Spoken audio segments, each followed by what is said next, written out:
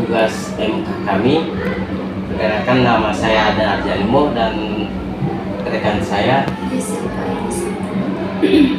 Baik, kami ingin bertanya kepada Ibu tentang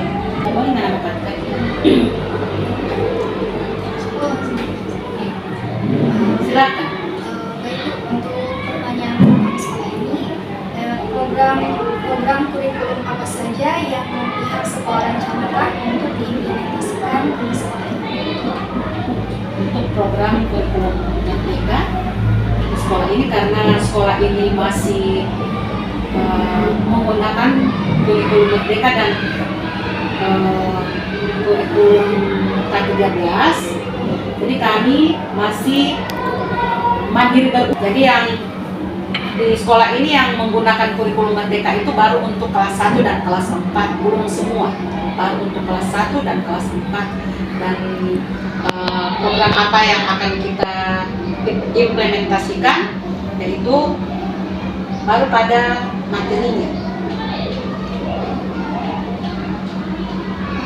Untuk pertanyaan kedua, program kurikulum yang sudah terlaksanakan di sekolah ini apa saja dan yang belum terlaksanakan apa saja?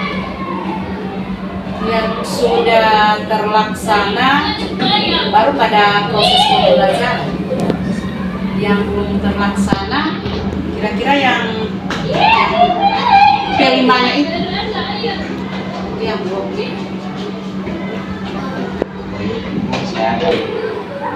apa saja kendala-kendala yang dihadapi dalam menjalankan program pendidikan Merdeka belajar sekolah. Kalau kita berbicara kendala, otomatis kendalanya itu selamanya dari biaya.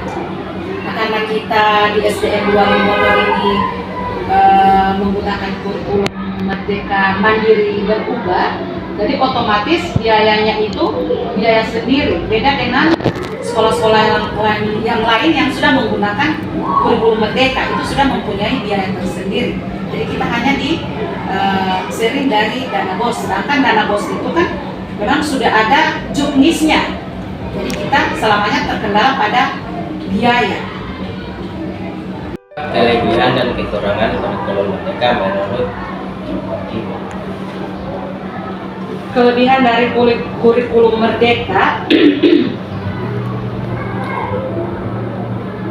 kalau kita lihat dari anak-anak, karena di situ anak-anak itu dibelajarkan untuk dapat menghasilkan satu produk, ya. Jadi anak itu langsung belajar, langsung praktek. Tapi di kurikulum lain juga memang ada, tetapi di situ dititikberatkan anak-anak yang harus melakukan, yang berbuat. Itu yang kedua, kekurangannya ya. Kekurangannya kalau kita mau praktek, otomatis kan situ perlu biaya. Nah, kendalanya ke situ lagi. Jadi tetap masih terkendala pada biaya. Menurut Ibu, apa yang perlu pemerintah evaluasi kembali terkait dengan implementasi kurikulum Merdeka di sekolah? Yang harus dari segi materi, ya. Karena kalau dilihat materi yang ada di kelas 4 yang sekarang ini sudah menjalankannya itu, kalau saya lihat materi itu, saya sebagai guru kelas 6, saya lihat materi yang ada di kelas 4 sekarang ini itu materi yang diajarkan di kelas 6 pada kurikulum 2013, pada K13. Jadi materinya itu materi untuk kelas 6. Nah, sementara mereka baru kelas 4. Jadi kalau nantinya anak-anak ini naik lagi ke kelas 5, ke kelas 6, nah bagaimana mereka akan menyesuaikannya? Jadi kita tadi pertanyaannya itu kendala ya, bukan segi materi. Dari segi materi saja direvisi kembali. Terima kasih Bu. Sama-sama. Dari kami waktu wawancara Ibu. Ibu, kami boleh tahu nama ibu sendiri? Nama saya Menci RM Temo. Saya guru kelas 6 dan saya juga sebagai wakil kepala sekolah di sini. Kebetulan ibu kepala sekolah masih ada urusan, ada rapat. Jadi untuk menerima adik-adik mahasiswa dari STAIN, saya yang ditunjuk. Assalamualaikum warahmatullahi wabarakatuh. Perkenalkan, nama saya Adalah Jalmu. Saya dari kelas MPI 6B, jurusan Manajemen Pendidikan Islam. Saya di sini akan mengomentari hasil wawancara saya di sekolah SDN 2 Limboto. Baik, menurut saya yang menarik dari program kurikulum Merdeka ada 5, yaitu yang pertama, fleksibilitas kurikulum.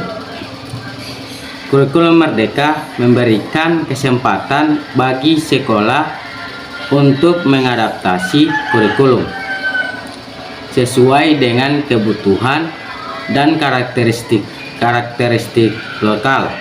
Ini memungkinkan pembelajaran yang lebih relevan dan kontekstual bagi siswa. Yang kedua, penekanan pada pengembangan keterampilan. Program ini menekankan pengembangan keterampilan abad ke-21 seperti kreativitas, pemikiran kritis, kolaborasi, dan komunikasi. Hal ini membantu siswa untuk siap menghadapi tantangan masa depan dan mempersiapkan mereka untuk berkontribusi dalam masyarakat yang terus berubah. Yang ketiga, ada pemberdayaan sekolah dan guru. Kurikulum Merdeka memberikan otonomi kepada sekolah dan guru dalam merancangkan dan melaksanakan pembelajaran. Ini memungkinkan guru untuk menjadi lebih responsif terhadap kebutuhan individu siswa dan menciptakan lingkungan belajar yang lebih dinamis. Yang keempat, ada pengembangan kreativitas siswa. Dengan mengutamakan pendekatan yang lebih inklusif dan berbasis proyek, program ini mendorong siswa untuk mengeksplorasi minat dan bakat mereka sendiri.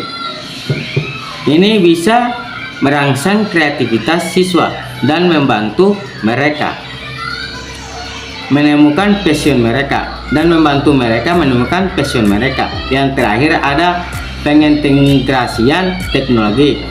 Program ini sering kali mendorong penggunaan teknologi dalam pembelajaran yang dapat meningkatkan aksesibilitas, interaktivitas, dan efektivitas pembelajaran.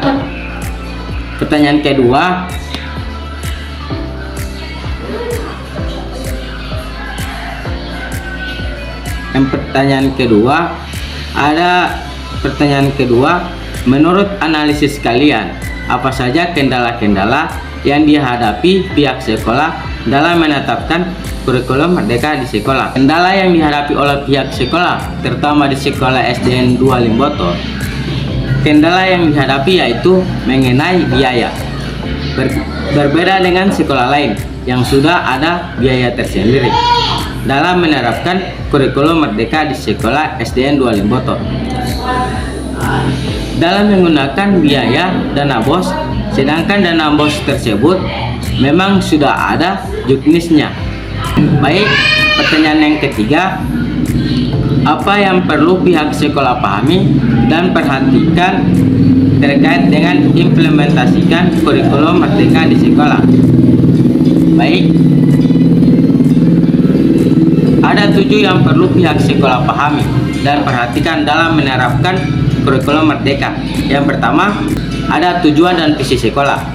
Pihak sekolah perlu memahami secara jelas tujuan dan visi sekolah dalam menerapkan kurikulum Merdeka. Ini akan menjadi landasan untuk merancang dan melaksanakan program yang sesuai dengan kebutuhan dan karakteristik sekolah. Yang kedua, ada fleksibilitas kurikulum. Penting bagi pihak sekolah untuk memahami bahwa kurikulum Merdeka menawarkan fleksibilitas dalam merancang kurikulum. Mereka perlu memanfaatkan fleksibilitas ini dengan bijak, sesuai dengan konteks dan kebutuhan siswa di sekolah mereka. Yang ketiga ada kesiapan guru. Pihak sekolah harus memastikan bahwa guru-guru mereka memiliki kesiapan dan dukungan yang cukup untuk mengimplementasikan kurikulum Merdeka. Ini dapat meliputi pelatihan, pengembangan profesional, dan pembimbingan yang diperlukan. Yang keempat ada keterlibatan stakeholder. Pihak sekolah perlu melibatkan berbagai stakeholder, termasuk guru, orang tua, siswa, dan masyarakat lokal dalam proses pengembangan dan implementasi kurikulum Merdeka. Keterlibatan mereka akan membantu memperkuat dukungan dan kesinambungan program. Yang kelima ada penyusunan kurikulum. Sekolah harus merancang kurikulum yang sesuai dengan prinsip-prinsip kurikulum Merdeka, termasuk penekanan pada pengembangan keterampilan abad yang ke-21, penggunaan pendekatan berbasis proyek, dan mengintegrasikan teknologi dalam pembelajaran. Yang keenam ada evaluasi dan penyempurnaan.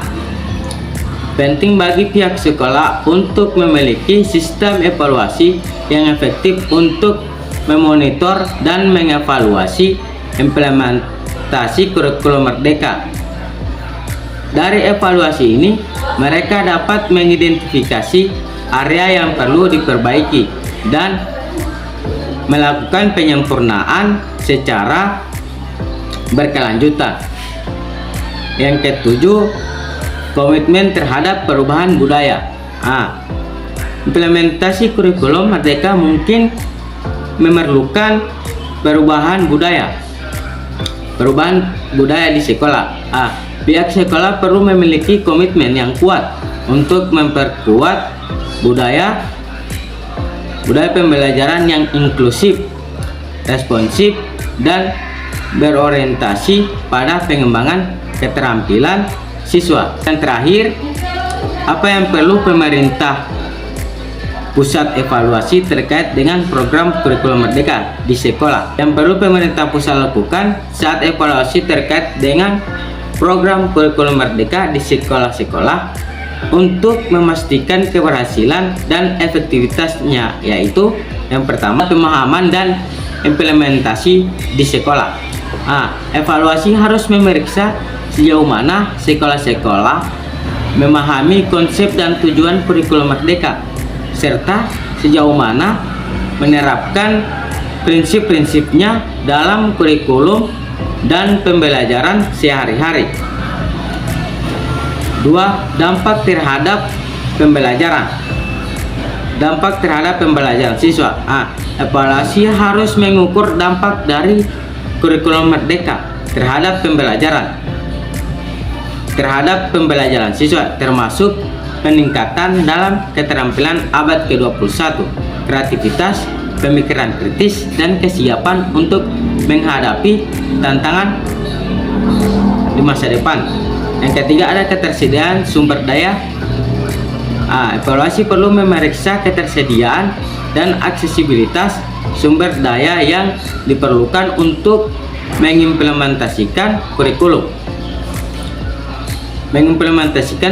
Merdeka di sekolah-sekolah, termasuk sumber daya manusia atau guru yang berkualifikasi dan terlatih, sumber daya finansial, dan infrastruktur pendukung.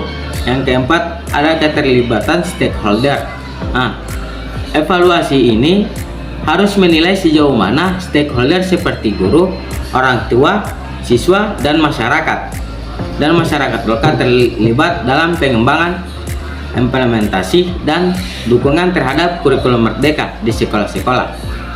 Yang kelima ada keadilan dan keterjangkauan Nah, evaluasi ini perlu memeriksa apakah kurikulum Merdeka diimplementasikan secara adil dan merata di berbagai jenis sekolah dan daerah, serta sejauh mana program ini dapat diakses oleh semua siswa tanpa memandang latar belakang sosial, ekonomi, atau geografis mereka. Yang keenam, ada penyempurnaan dan pengembangan.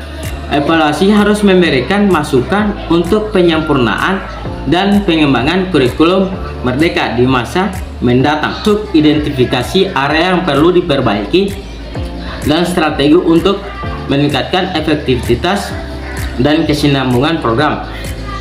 Dengan melakukan evaluasi yang komprehensif terhadap program kurikulum Merdeka di sekolah-sekolah, pemerintah pusat dapat memastikan bahwa program ini berhasil mencapai tujuan pendidikan nasional dan memberikan manfaat yang maksimal